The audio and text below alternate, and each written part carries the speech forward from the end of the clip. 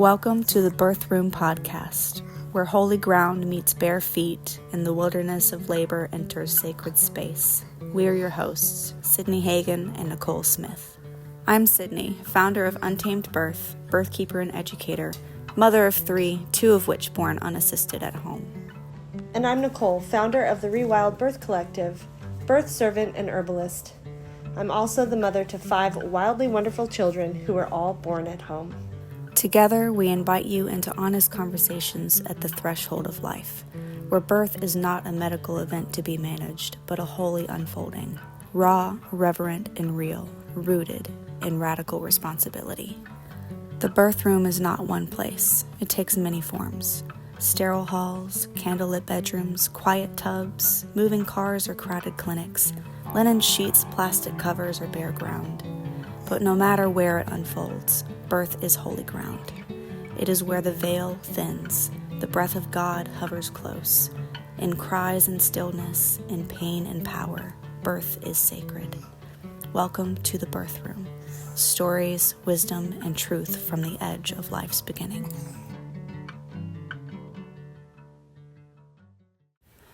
Before we dive in, just a heads up about the audio in this episode. We started out with mics that gave us some feedback, and about halfway through, we switched to the camera's mic. So you'll hear the change. It's not our best sound quality, but we didn't want to re-record because this conversation was so authentic and raw. If we tried again, it just wouldn't have felt the same. The good news is we've since upgraded our equipment, so everything after this sounds so much better. Thanks for listening with us anyway. We promise the story is worth it. Well, no need to edit. Now it is recording. Yay. Okay. Whoops. Cheers again to our first episode, take 2. So if you know me and Nichole, this may not be our planned 15 to 20 minute intro. Dun, dun, dun. Yeah. If you've been in any of our birth classes or birth circles or anything of the like, you know very well that we tend to go well over our allotted time. Yes. So we apologize ahead of time. Yes, we will set our timers for 15 to 20, but no guarantees. Yes. Sydney, so here we are in the birth room with this beautiful idea of just creating space for a metaphorical birth room so that we can talk about the birth room. Yes. It's going to be amazing. Everything birth. Should we tell them who we are and a little bit about us before we Yes, you go ahead dive and start. too deep? All right. Well, I am Nichole. I am a mother to 5 beautiful children ranging in ages from 21 to 10. I have 1 son and 4 girls. I have been a birth worker for 24 years, almost 25. I fell in love with birth when I was in art class, and we'll get into my story a little bit later and a little deeper, but I am currently a student midwife. I am studying traditional midwifery, and I'm excited to be here. Yes. I'm also an herbalist, so. Yes. Yeah. Did you mention your, autogenic? Oh, respiratory autogenic training. Yeah. So in my training as a doula and a childbirth educator, I studied respiratory autogenic training, which is teaching our bodies how to relax through natural breath. So none of the Lamaze guided breathing or yogic breathing, but really truly learning to pay attention to our bodies and get in tune with our bodies through breath. Over the course of 8 weeks, a woman learns how to relax through breath, and it helps to prepare them for delivering naturally. Well, that's like a really beautiful connection to the breath of God and, Yahweh meaning breath. Mm-hmm. And, God is our breath, and it is a way of worship, just breathing. Yes. So that is actually a really beautiful connection there into the respiratory autogenic. Well, and yeah, I mean, we could have a whole episode, and maybe we will. Really could, Maybe we will have a whole episode on exactly that, God's breath and our breath and the breath of life, and how breath is used to calm us, relax us, fill us with life, resuscitate us. It's a beautiful thing. Beautiful. So I'm Sydney, and I am the tech girl. I am the hype girl, whereas Nichole is the beautiful, wise woman wisdom that she brings to this podcast. Thanks. But I am a birth keeper, and I am a lactation specialist. I'm a mother of 3. 2 of them were born unassisted at home. I am me. I am just a 30-year-old mom. That is my entire being at this point in my life. I've got a 4-year-old, a 2-year-old, and a 10-month-old, so it does consume everything. Can I just point out here, because I'm on the other side of being a young mom, and I'm in this like weird limbo. Yeah, it's this weird stepping out of one era and into another that's unfamiliar and uncharted. So I just have to say that when we say I'm just a mom, or I'm, you are so much more than just a mom. You are a formative, integral, most important part of the forming of 3 human beings' lives. Yeah. And that is more important than any job, any title, any piece of paper, any certification you will ever get. And now being on this side with a few grown children, looking back, no accolade compares to the title of mom. So own that and cherish it, because it goes so fast. I know you don't want to hear that if you're nursing a toddler and you've been up all night, because I didn't want to hear that, but it goes so fast. Yeah. And I love stepping into this like wise sage era, but do I cherish the memory of little kids needing me all night and cleaning up the vomit and wiping the butts and doing the things, because I will never get that back. Well, maybe with grandkids, but it's so much easier to look at other mothers and be like, you're amazing. You're doing so amazing. You created life, you birthed life, you sustained life. Yes. And you are doing an amazing job, no matter how deep you feel in the trenches. Yes. Which is me currently. Yeah. So look in my eyes. Yes. Everything you just said, for the sake of time, you're doing. And you are amazing. I know. And you're so incredible. Hard to see that. Like I can see other moms and be like, you're incredible. And then when you look at yourself, it's a lot more difficult to give yourself that credit. Oh, yeah. But I'm learning. I am learning. Definitely difficult. So yeah, that's us. We are you. Yes. And you are amazing. And we're so glad you're here. Thank you for even just tuning in for a few minutes to hear us rant about all things birth and motherhood and really, truly womanhood, right? Whether you're in your childbearing era or past, whether your womb is fertile or not, as women, we mother, we nurture, we tend, we create, we build. We are the essence of the femininity of God. And so thank you and welcome wherever you are. Beautifully put.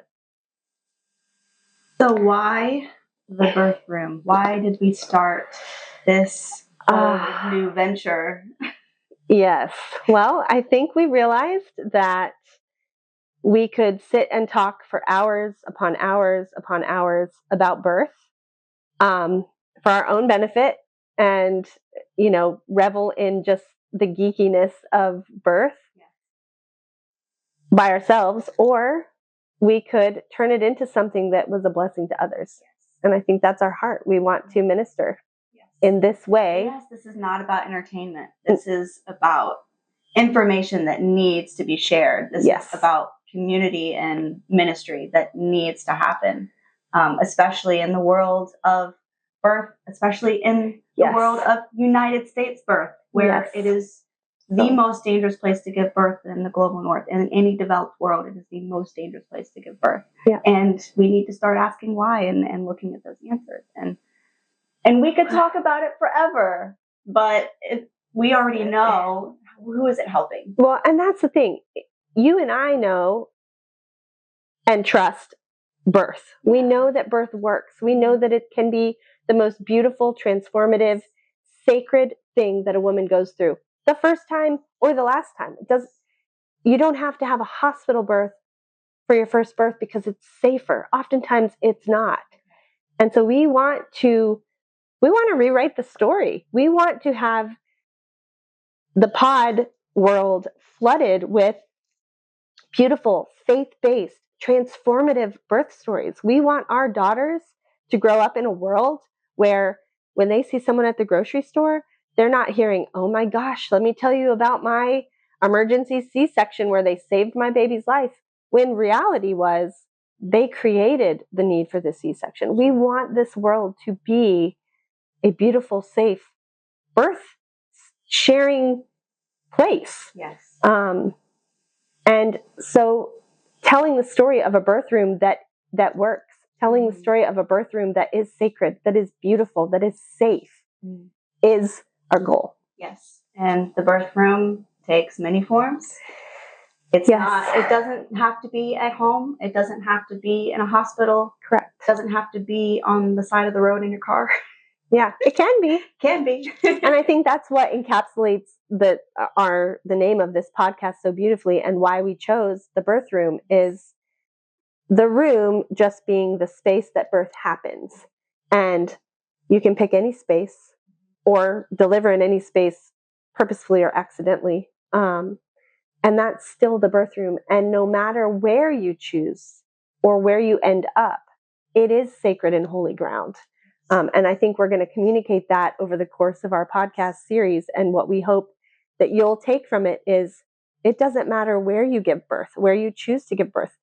We have our opinions, but in truth, we want to be neutrally holding birth up as this beautiful, sacred space that God is going to meet you in wherever you choose. And if that's the hospital, wonderful.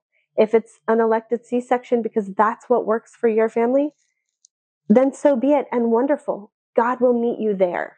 And we want to share this story. That's the key. We have to invite him into the space. And that's more than just, God, please come be with me. It is so much more than just the actual invitation. And we'll get into that. And that so much more, but I don't want to get too far off track because, like we said, we can go way over time. Yes. So what happens in the birth room? One of the things is mothers are made. Yes. Life. And fathers. Yeah. Life is witnessed for the first time, truly coming into the world. This veil that is keeping us from the spiritual world grows thin, and we can palatably feel the presence of the Holy Spirit and angels, and just being engulfed in God's glory and safety and goodness. I think one thing that I want to highlight, these are Sydney's words, but I don't want to lose them. You said so beautifully in our notes, birth is not clinical or trendy. It's transformational. And if nothing else from this podcast, we want you to know in your core that there will be a transformation. Mm-hmm. And it can be an incredibly life-giving, beautiful thing, or it can be, a traumatic, detrimental thing. And it's how we approach birth that is going to determine one or the other. Yes, I've always described. Now, I remember having a conversation with you when we met, mm-hmm. Because Nichole was going to be my doula for my first free birth. And we'll get into that, how all that went later. But she mentioned to me how free birthing was a radical responsibility. Yeah. And that just got me thinking, well, all birth is actually a radical responsibility. Yes. Because if you're choosing to birth in the hospital, you have to take responsibility for how you're treated, mm-hmm. how things go, what you agree to, what you don't agree to. You have to be able to advocate for yourself and your baby because there's nobody else that can do that. And same on the other hand, if you're choosing to free birth, 100%. You have to be ready to take responsibility for how that birth goes, how the outcome goes. You have to take responsibility for who you're allowing into your birth space. Yes. And this is just, no matter where you choose to birth, there are all of these decisions that you have to make that is your responsibility to make. And if you're handing that responsibility over to someone else, guess what? You're still responsible for handing that over to somebody else. Correct. And then considering who you're handing your birth over to, right? I was never comfortable with a free birth for myself because I know how I labor. I always wanted to have an older, wiser woman who could be watching and waiting and know if there was something that needed intervention. But I was very careful to choose women who had the same faith as me, who I knew would not disturb me, who would hold space for me, but allow me to labor with my husband in the way that we wanted to labor. But I knew who I was handing the gauntlet, the baton, the sacredness of my delivery. And for me, that didn't look like a hospital. For me, that didn't look like choosing a man to oversee my birth space. The only male I would want to witness me in that vulnerable state is my husband. Yeah. He's who I trusted to make the baby with. So he's who I trust to help me deliver. All right. Why is our podcast going to be different, Sydney? Why is it going to be one to watch over all the rest? So one of the biggest things that I'm actually really excited about this podcast is we are not just going to be taking stories from women. What I found was when I was trying to send information for my husband for our free birth, what man wants to sit and listen to a bunch of women talk about birth? Not many. Honestly. Yeah. Not too many. And it was very hard for me to find anything that was led by fathers. Yeah. I think there were maybe one or two resources that was led by fathers. So our goal here is to give fathers a voice in their experience as well, whether that's a hospital birth, a free birth, a home birth with a midwife, a birth center birth. However you choose to birth, it does affect your husband. And we were just talking about this earlier. Nichole and I both are in the same boat in terms of I told my husband what I was doing and there was no discussion. What I was finding was there were really no resources for fathers to learn how to be okay with it, what it meant, how to support, how to get them on board. And so we're giving that voice to fathers and inviting them into the birth room to share their stories alongside their wives, their partners. Yeah, I think I share in your sentiment. A lot of times I'll find that women are choosing a birth that's a little less than what they would choose if they had autonomy to choose, because their husbands don't feel safe, don't feel comfortable, want it this way, when really they should be coming alongside and supporting the woman in whatever makes her feel the most comfortable. So just having that perfect, beautiful balance it's important. It's important. Our husbands, they didn't get to choose. We're both a little bit bossy. This is how it's going down, bro. And I really sprung it on my husband. At least you prepared him ahead of time before you even started having babies with him. But I did not. We had our first in a birth center. It was a hospital, and they called it a birth center. We're going to talk about that. That will be on the podcast. The truth about birth centers in hospitals and CNMs who work as midwives in the hospital. We are going to have that conversation. Because it's a big one. And this is not to knock CNMs. Just if you're a CNM watching, there are many of you that I love. I had a CNM with one of my deliveries. I think she was a CNM. Whatever. But this is going to be a discussion that we have because there is a difference and women deserve to know. Because there is false marketing surrounding that. And we're going to debunk that. Yes. And it's very important to choose your midwife well. Yeah. Not just go with midwife because she has a title. Yes. Yeah. Yes. Yeah. Everyone is different.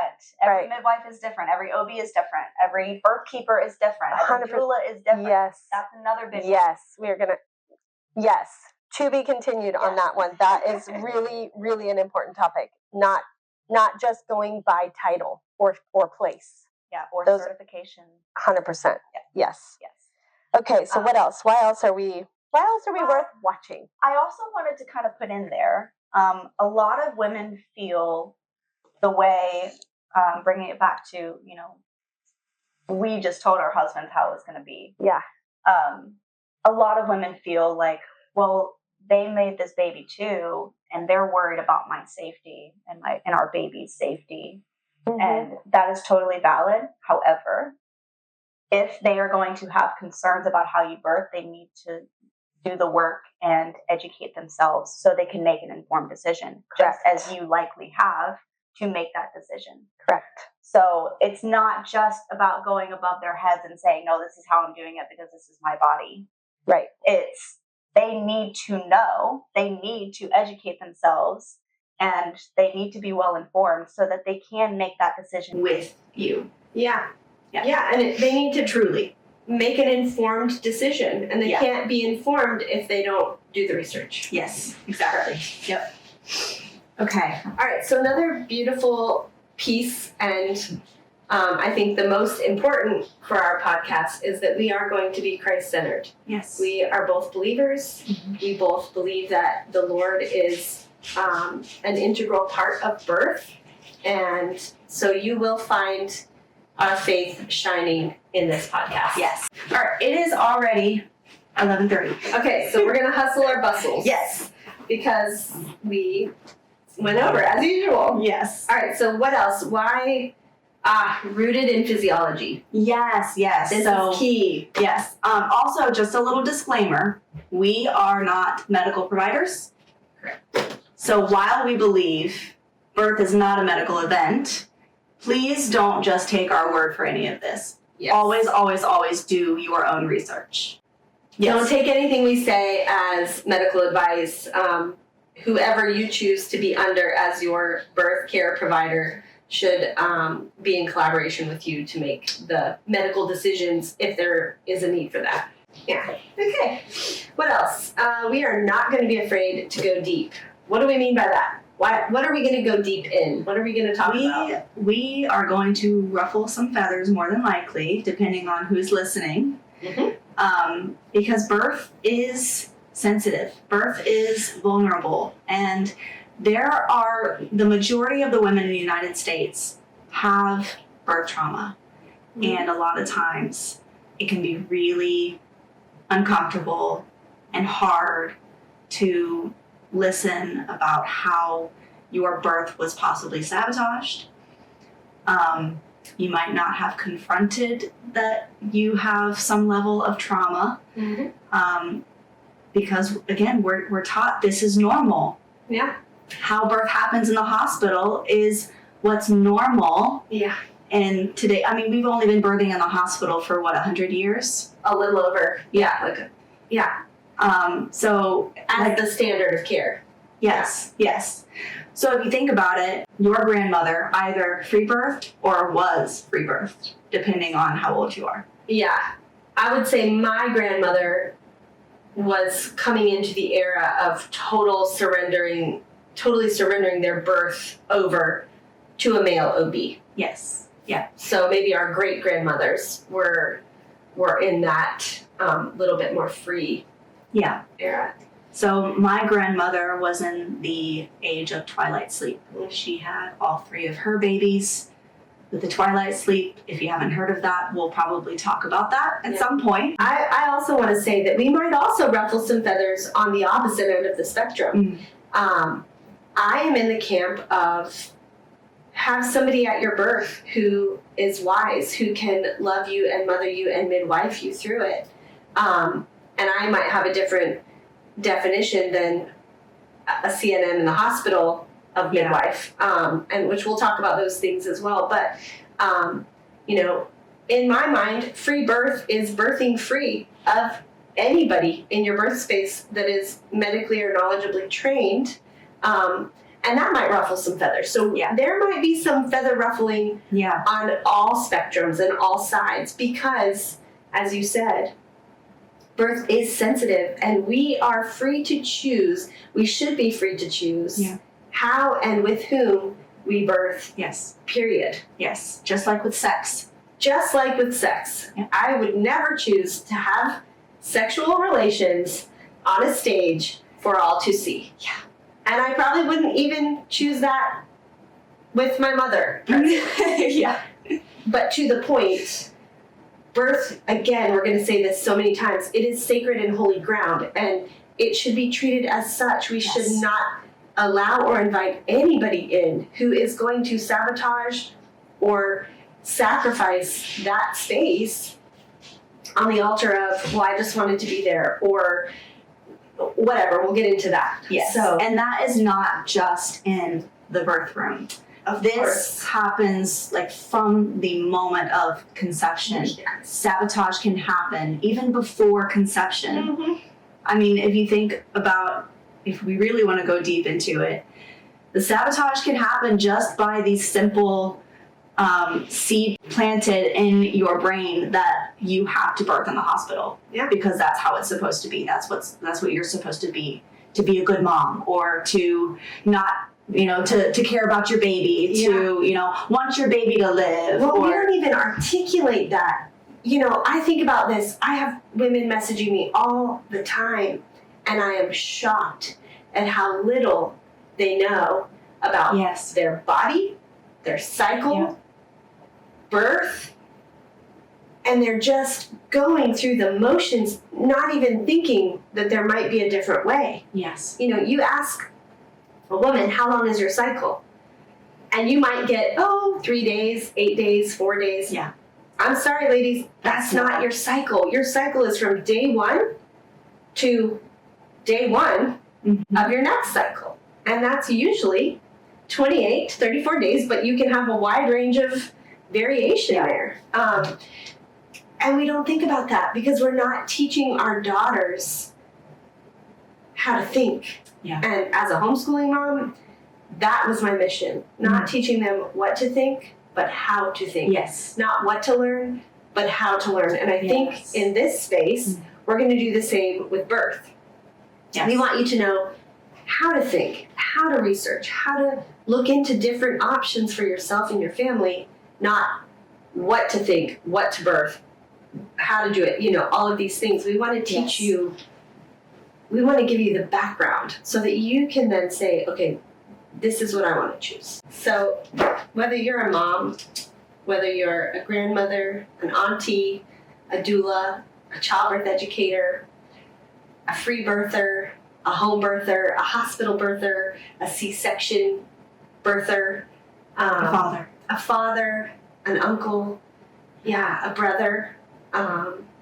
One midwife that I worked with, her brother was the photographer for one of her home births. And how did he do?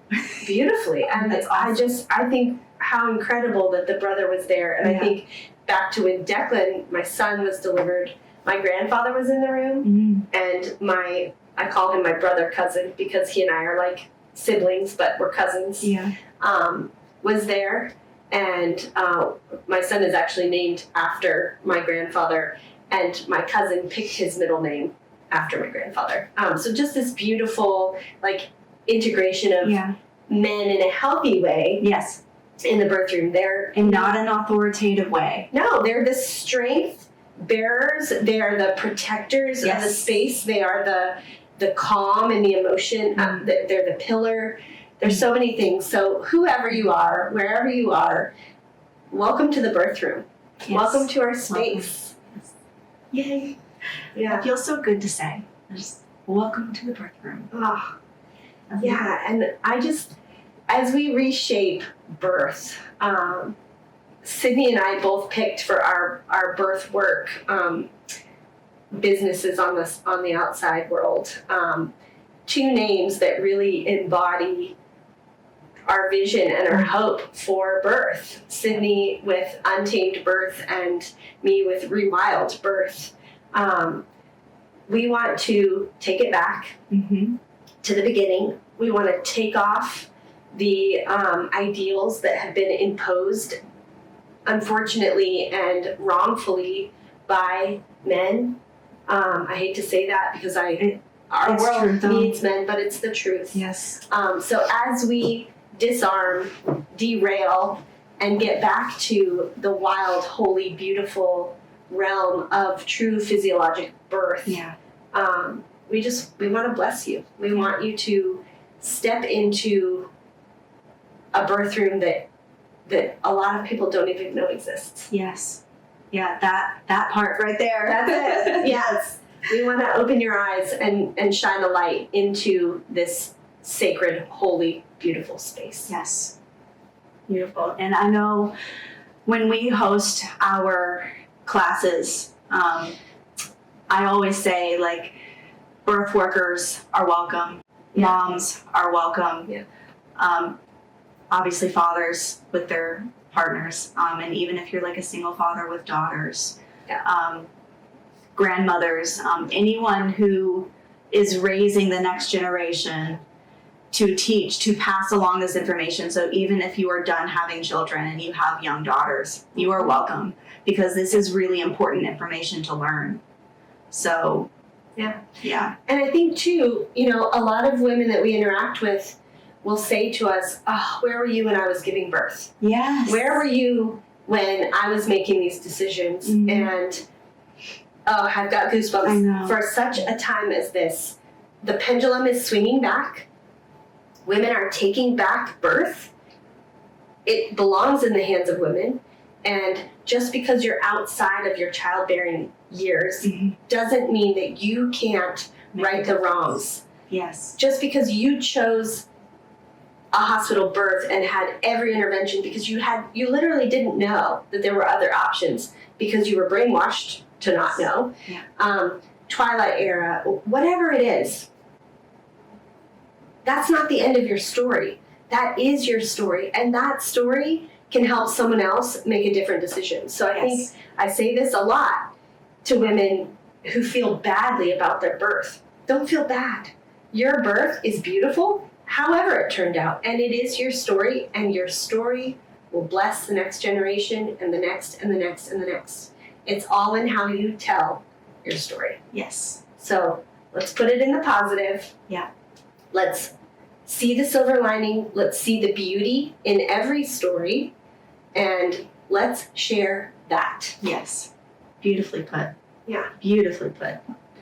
So my idea for this, because we are both in birth work, so we are very consumed, always on call, currently on call. Yes.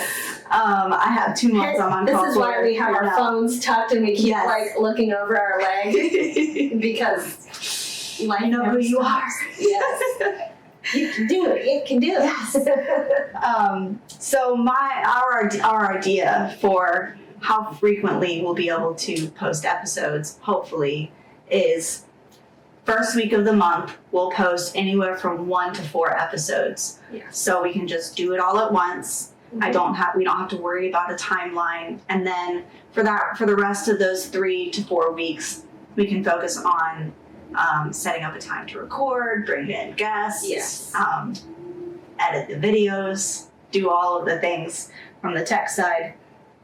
Cheer Sydney on as she edits the videos because I'll be sipping coffee and not editing videos.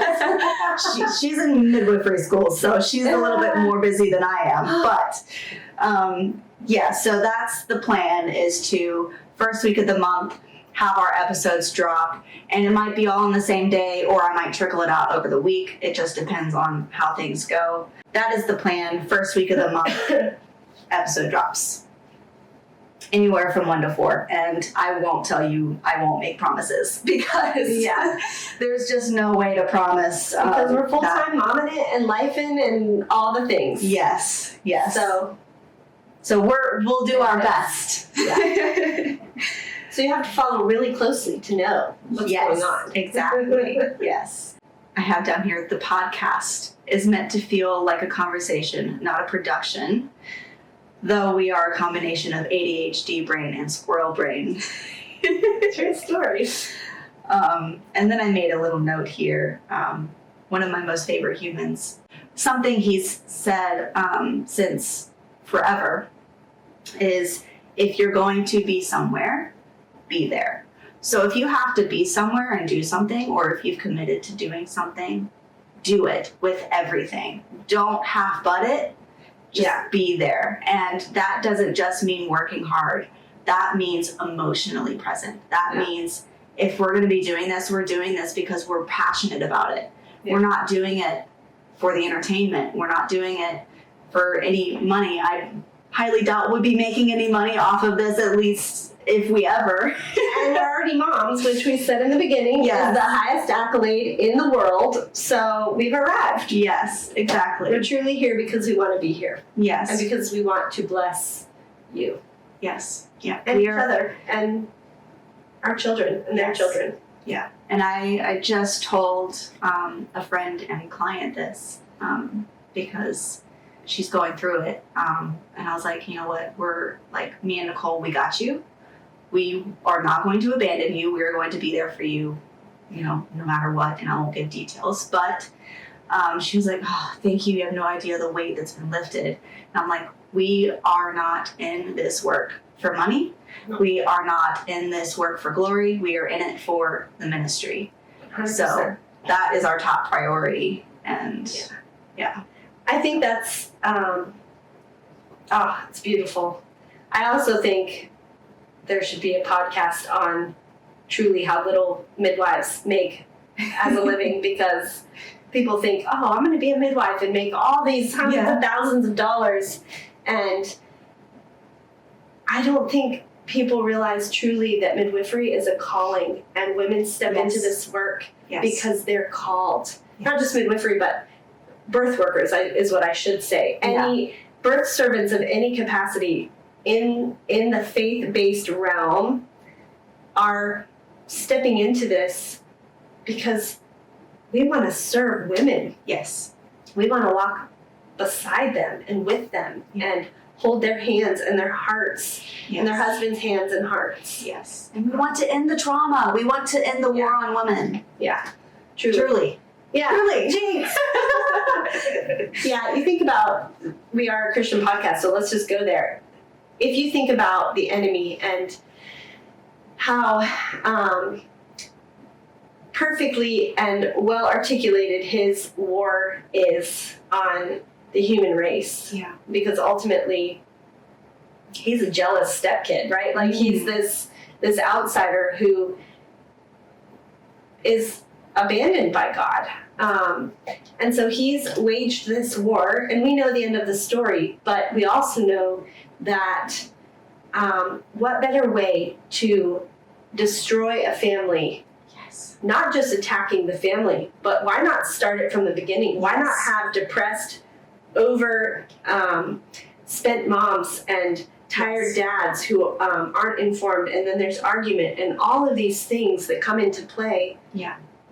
Of course, We're going to have an entire podcast episode on this because since entering the birth world and birth work, I've noticed just how hard we're being hit with this spiritual warfare in my family alone. Yeah.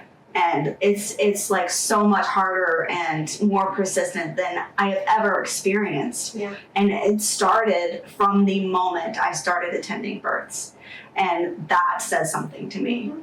So we're going to have an entire episode just on that because it is a big topic. Yeah. So if you're a birth worker, tune in, because I think we as Christian women who are stepping into the calling of walking alongside women in whatever capacity in their childbearing years, we need to know that. We need to know that our families are going to suffer. I have 5 children, and this year I've missed 3 of the 5 birthdays. Because of birth work. Yeah. It's a sacrifice. Yeah. It's a worthy one, but it is a sacrifice. It is. And our families get hit. They get hit hard. And so having support, having camaraderie, knowing that we're not alone, having, other birth workers to pray and walk alongside of us as we are serving each other, I think is a big deal. Exactly. Yeah. My battery is dying, so we'll do our sign off really quick. thank you Yes. so much for joining us in the birth room, and we hope to see you back. Okay, see you soon. Bye. Thank you for entering the birth room with us, a space where stories breathe, wisdom flows, and the veil between heaven and earth grows thin. If today's episode stirred something in you, we invite you to linger with it, to share it, to sit with it, to carry it into your own sacred spaces. Follow the Birth Room podcast and connect with us as we continue to remember, reclaim, and surrender birth together.